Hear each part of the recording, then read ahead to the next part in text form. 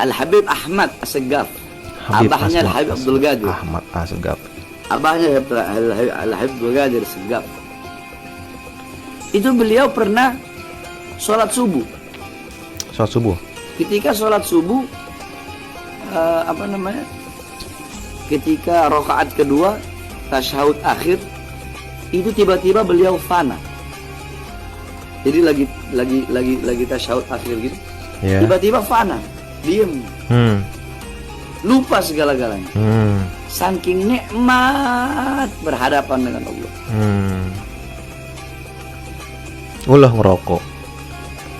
Fananya Pantas gak orang berceramah, seorang guru gitu kan, misalnya menyampaikan ilmu agama gitu sambil ngerokok.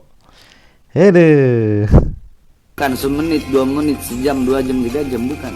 40 hari. Wah, 40 hari. Dalam keadaan begini.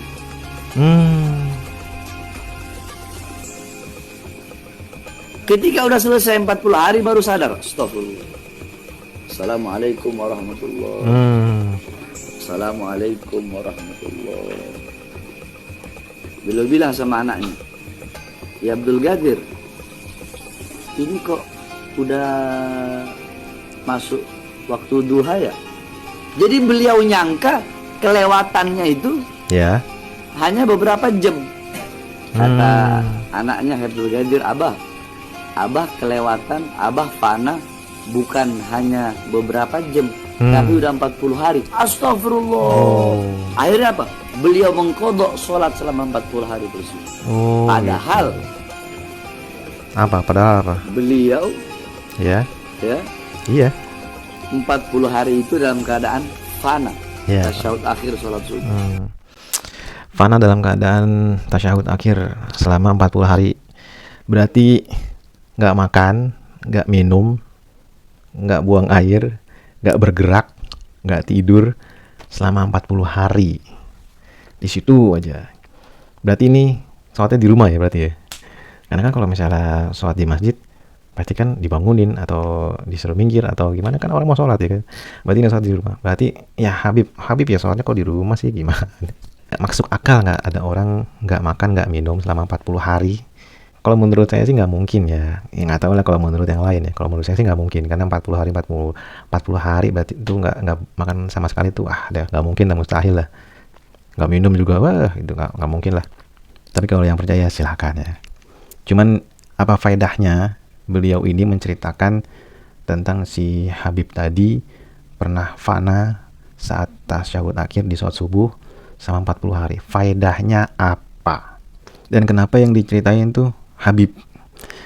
Ceritain dong tentang Nabi gitu. Nabi pernah gak fana selama 40 hari kayak gitu? Sahabat pernah gak tuh fana selama 40 hari gitu?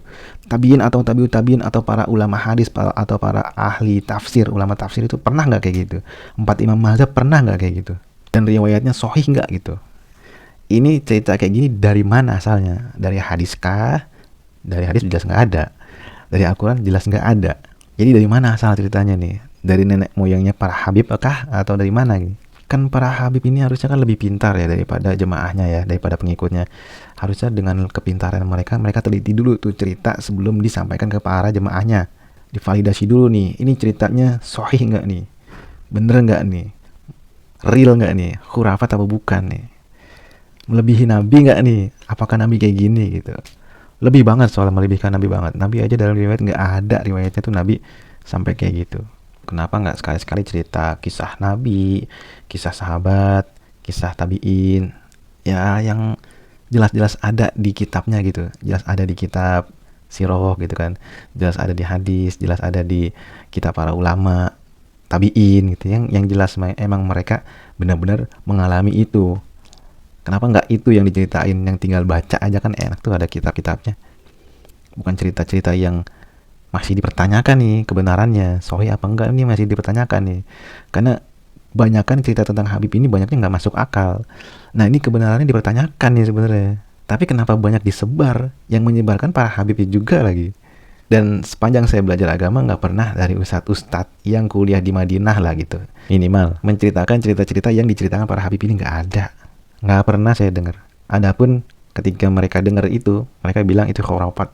cerita dusta, cerita yang nggak jelas dari mana, la aslalah, nggak ada asalnya. Dan faedahnya apa untuk para jemaahnya gitu. Kita kan ke pengajian itu untuk mengambil ilmu agama agar amalan kita bertambah, iman kita bertambah, pahala kita bertambah. Bagaimana nih agar kita bisa lebih mendapatkan diri kepada Allah Subhanahu wa taala, bagaimana nih. Tapi kalau disuguhin cerita-cerita kayak gini, apakah berpengaruh dengan amalan kita? Apakah berpengaruh dengan pahala kita? Apakah berpengaruh dengan keimanan kita gitu? Semakin taatkah? Nambah amalankah? Nambah pinterkah?